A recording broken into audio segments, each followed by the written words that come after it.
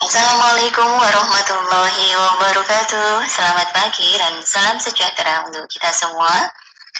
Bapak Ibu yang kami hormati, dalam hal ini Bapak Nurstudi Setiawan MK selaku dosen pengampu mata kuliah Keperawatan Bencana Fakultas Kedokteran Universitas Diponegoro Semarang, serta Bapak Ibu rekan-rekan jalur khusus kelas B19 PSIK Undip Semarang.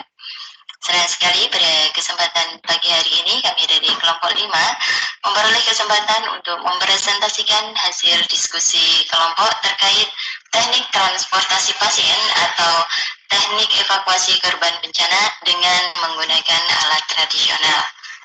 Sebelum kami melanjutkan presentasi, terlebih dahulu izinkan kami memperkenalkan anggota kelompok. Yang pertama ada saya sendiri, Riris Winarni. Selanjutnya ada Bapak Warsono. Yang ketiga ada Bapak Indra Rahman Fauzi. Berikutnya ada Saudari Kabaria, Saudari Florida Maria Linde, dan Kak Yulita Weikwe. Nah, pada kesempatan kali ini kami akan memaparkan terkait dengan pengertian dari teknik transportasi korban bencana dengan menggunakan alat tradisional, kemudian kapan alat-alat tradisional ini digunakan, yang ketiga, jenis-jenis alat evakuasi tradisional apa saja yang dimaksud, yang keempat, kapan alat-alat ini digunakan pada saat bencana, yang kelima, prinsip-prinsip apa saja yang perlu diperhatikan pada saat evakuasi korban bencana dengan alat tradisional, serta kami juga melengkapi presentasi kami dengan gambar-gambar untuk lebih memvisualisasikan. Nah, selengkapnya mari kita simak di slide yang ketiga. Kami memaparkan pengertian dari teknik transportasi korban bencana dengan alat tradisional adalah upaya pemindahan korban dari lokasi kejadian yang berbahaya ke tempat yang memadai dengan alat sederhana untuk diberi pertolongan atau untuk ditindaklanjuti sesuai kondisinya guna kelangsungan hidupnya. Pengertian ini menurut Ketua Tim Tagana Kabupaten Wonogiri tahun 2018. Di slide keempat, kami memaparkan kapan digunakan alat-alat evakuasi tradisional. Yang pertama adalah pada saat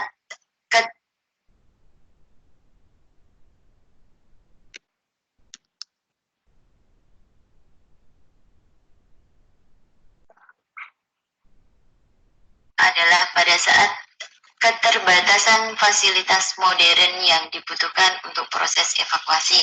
Biasanya hal ini berkaitan dengan keterbatasan anggaran yang dialokasikan pada saat terjadinya bencana. Kondisi yang kedua adalah keterbatasan pasokan BBM.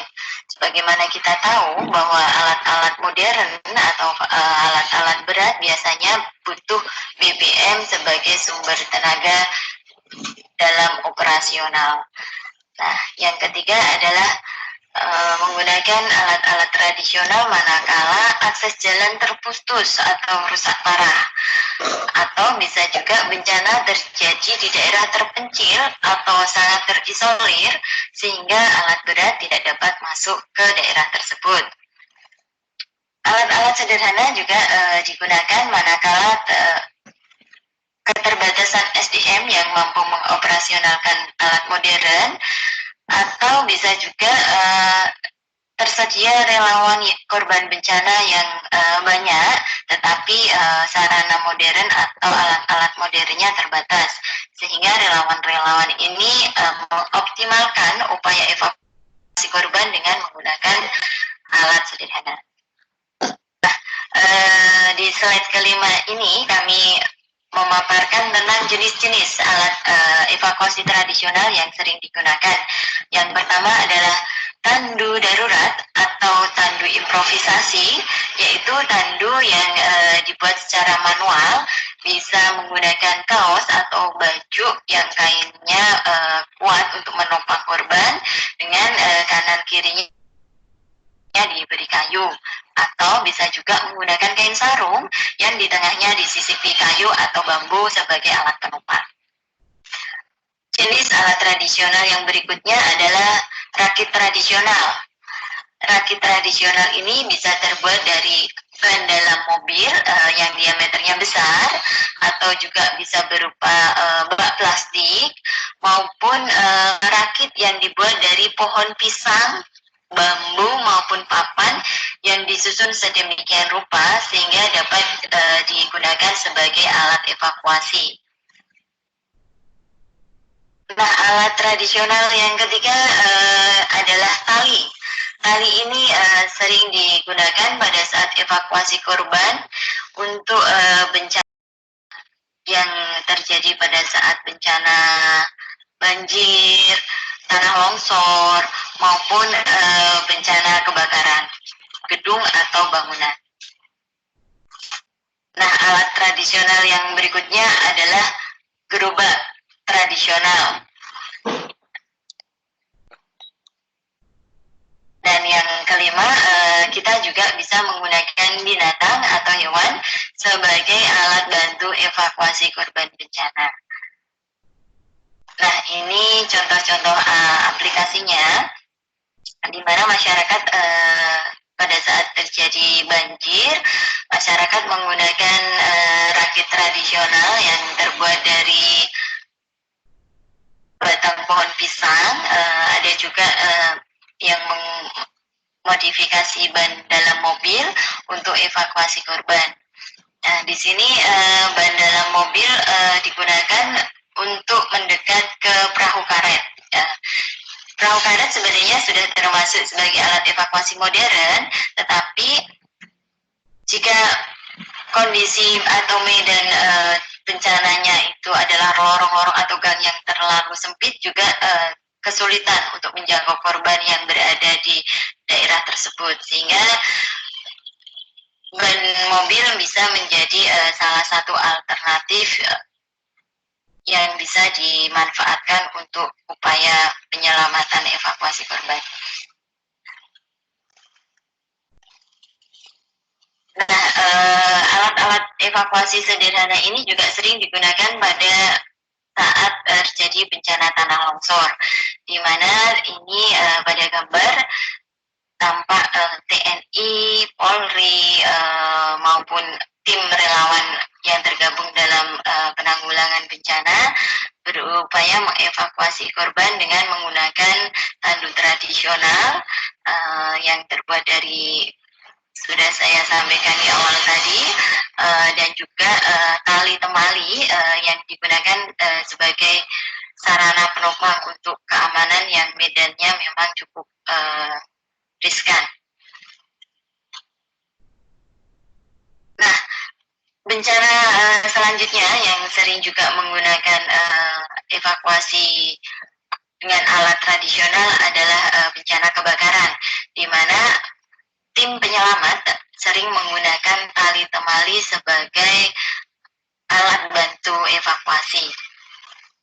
Di sini memang sudah ada modifikasi antara alat tradisional dengan alat modern, tetapi pada prinsipnya jika memang fasilitas modern kurang memadai atau tidak tersedia, maka penyelamatan korban bisa dilakukan dengan mengoptimalkan alat-alat yang ada di sekitar kita, tanpa mengurangi prinsip-prinsip keamanan yang nanti akan kami paparkan di slide berikutnya. Nah, prinsip-prinsip evakuasi korban menggunakan alat sederhana harus diperhatikan. Yang pertama adalah keamanan. Jadi sebelum melakukan evakuasi korban, pastikan lingkungan, kemudian kondisi korban, penolong, dan alat transportnya aman untuk digunakan. Nah, dalam hal ini yang penting memperhatikan keadaan korban, memperhatikan keamanan penolong, alat-alat yang digunakan, maupun lingkungan. Nah, prinsip yang kedua adalah stabil, di mana dalam proses evakuasi korban, pastikan penolong memberikan pertolongan secara kompak agar korban lakukan upaya evakuasi dengan selamat. Kemudian lakukan evakuasi dengan cepat, sesegera mungkin dan seefektif mungkin. Prinsip yang keempat adalah awasi korban, awasi kesadaran dan posisi korban saat dilakukan evakuasi.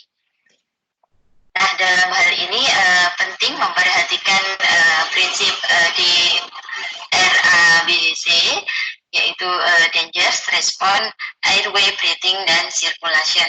Sehingga sebelum melakukan evakuasi korban, terlebih dulu penolong harus memastikan apakah aman lingkungan, apakah aman bagi penolong untuk melakukan pertolongan, dan apakah kondisi korban aman untuk dilakukan transport atau evakuasi.